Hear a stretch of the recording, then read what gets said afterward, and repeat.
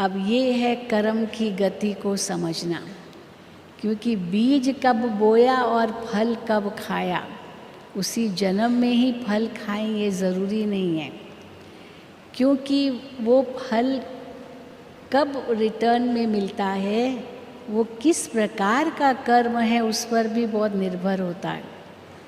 जैसे मिसाल दिया जाता है कि हम अंगुली उठाते हैं और हवा में लकीर खींचते हैं, तो वो तो उसी समय मिट जाएगी। हवा में तो लकीर दिखाई भी नहीं देगी, वो हवा भी नहीं दिखाई देती है, तो लकीर क्या दिखाई देगी, पर खींच तो गई ना, अंगुली से ही खींची, उसी समय ख़त्म हो गई, खींची और ख़त्म हुई।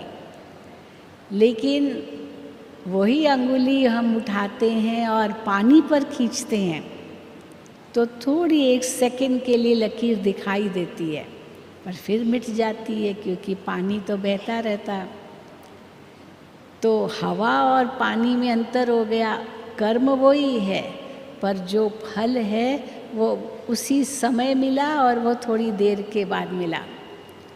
फिर वही हम अंगुली उठा करके रेत पर खींचते हैं, तो रेत पर वो लकीर थोड़ी देर के लिए दिखाई देगी, कुछ मिनटों के लिए ज़रूर दिखाई देगी।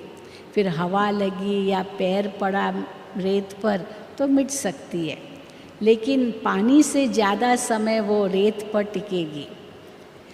लेकिन अगर वही अंगुली से एक नोकीली चीज़ लेकर हम पत्थर पर लकीर खींचते हैं, कर्म वही है, अंगुली वही है, हाथ वही है, लेकिन एक पत्थर पर जोर से खींचते हैं तो वो लकीर तो सालों साल दिखाई देगी, कई साल तक वो लकीर मिलेगी।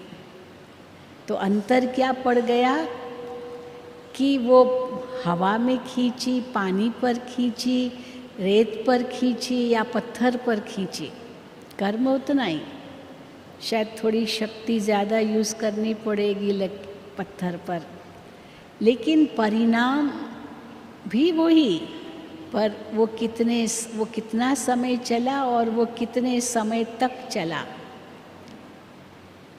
अब उसको कर्म की गति समझेंगे। हमने किसी के लिए बुरा सोचा केवल, उसी समय हमारा मन तो मैला हुआ, उसी समय हमको अपने प्रति तो घृणा आ सकती है कि मैं ऐसे उनके लिए क्यों सोचती हूँ, मुझे ऐसे नहीं सोचना है। तो वो जैसे हवा पर लकीर लगी, सोचा और उसी समय ख़त्म कर दिया, नहीं सोचना है, फिर सोचना बंद किया। लेकिन अगर हम थोड़ा और सोच रहे हैं, उसको ऐसे नहीं करना चाहिए, वो समझता नहीं, बहुत सोचा, तो जैसे पानी पर लकीर खींची, चलो वो भी मिट गई, मन में सोचा नहीं, छोड़ो ना, उनका कर्म उनके साथ, तो ये पानी पर खींची, लेकिन मन में उसका दुख तो हुआ।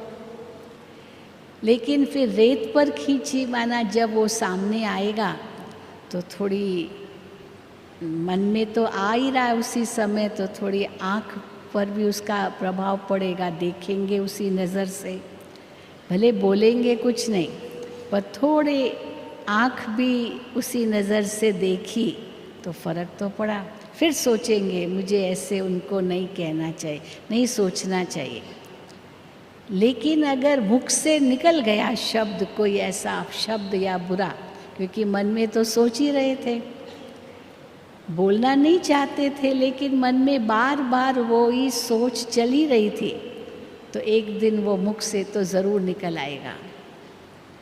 और मुख से निकला माना जैसे आपने रेत पर लकीर खींची, फिर चलो माफ़ी मांग ली, पूरा हो गया, चलो सॉरी, फिर आगे मैं ऐसे नहीं कहूँगी, माफ़ी मांग ली। कहते ना, मान लिया, झगड़ा टूटा। दादी हमेशा ऐसे कहती थी, दादी को हारमनी शब्द बहुत अच्छा लगता था। हारमनी हॉल बना ना ज्ञान सरोवर में, तो दादी को ये शब्द बहुत अच्छा लगता था, कहती थी कितना अच्छा शब्द है, हार मानी झगड़ा टूटा। हमने चलो भूल स्वीकार की, ये मैंने गलत कहा, चलो झगड़ा टूटा, ख़त्म। स्वीकार कर लो, थोड़ा झुक जाओ और सॉरी कह दो कि आगे फिर नहीं करेंगे, पूरा हुआ, इसमें क्या है, चलो भूल हो गई। परंतु अगर वो कर्म में आया, वाणी में आया और ख़त्म हो सकता है। वो जैसे रेत पर काफ़ी समय तक वो चला पर फिर मिट सकता है।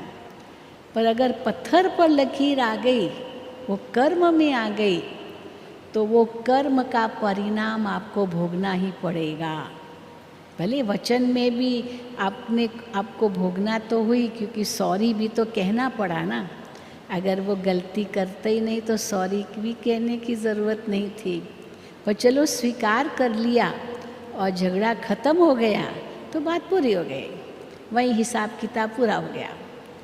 पर कर्म में कुछ किया, थप्पड़ मार दी या किसी डंडे से उसको मारा, यहाँ तक कि क्रोध का इतना विकराल स्वरूप हो जाता है। दुनिया में हम देखते हैं कि बंदूक लेकर के भी हत्या कर देते, गोली मार देते हैं, उसको मार डालते, गुस्से में इतना कुछ नहीं क्या नहीं करते।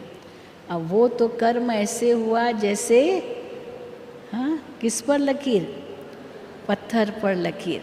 अब वो तो सालों साल चलेगी, वो आत्मा तो बदला लेगी। अगर इस जन्म में चलो हमने उसको ख़त्म कर दिया, परंतु वो बदला तो 7 जन्म के बाद भी ले सकती है आत्मा। इसीलिए वो पत्थर पर लकीर हो गई। तो कोई भी बीज का फल उसी समय मिले ये ज़रूरी नहीं है, पर डिपेंड्स किस प्रकार का वो कर्म है। तो बाबा कहते हैं, बच्चे ये कर्म इंद्रियां तुम्हारी सेवक है, तुम इनसे सेवा ज़रूर लो पर ये मालिक न बन जाए। ये कर्म इंद्रियां तुम्हारी सेवक है तो सेवाधारी बन के आत्मा की सेवा करे, पर अगर यही मालिक हो गई फिर तो विकर्म बनते जाएंगे। इसीलिए कर्मों की गुह्य गति को समझना बहुत ज़रूरी है, क्योंकि एक बार वो कर्म किया तो वो वापस नहीं आता है, वापस नहीं आता है, क्योंकि वो कर्म किया वो आपके हाथ से गया। जब तक आपने वो कर्म नहीं किया है तब तक आपके वो कंट्रोल में है, पर एक बार कर लिया वो आपके हाथ से गया, क्योंकि वो कर्म हुआ, वो उसका फल ज़रूर मिलेगा, क्योंकि कोई भी कर्म निष्फल नहीं जाता।